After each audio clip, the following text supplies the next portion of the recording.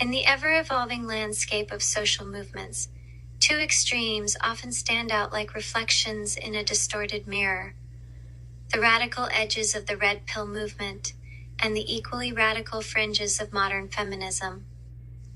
While at first glance they appear to be polar opposites, one claiming to unmask the so-called truths about male struggles, and the other pushing for the overthrow of entrenched patriarchies, they often end up behaving in remarkably similar ways.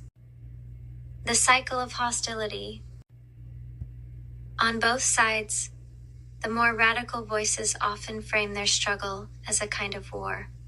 For the extreme red pill adherents, it's a battle against what they see as a feminist agenda that has supposedly oppressed men and distorted gender norms.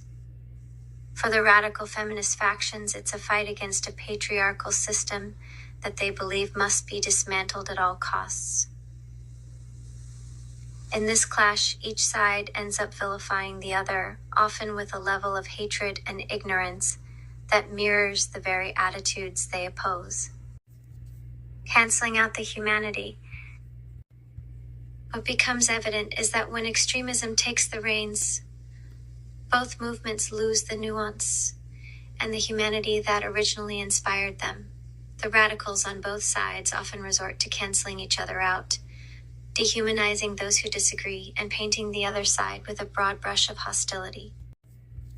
In doing so, they end up becoming almost mirror images of each other, locked in a cycle of mutual blame and escalation.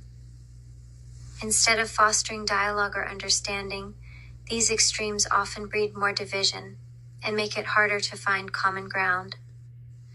The irony is that in their fervor to point out each other's flaws, they often replicate the same patterns of intolerance and dogma they claim to fight against.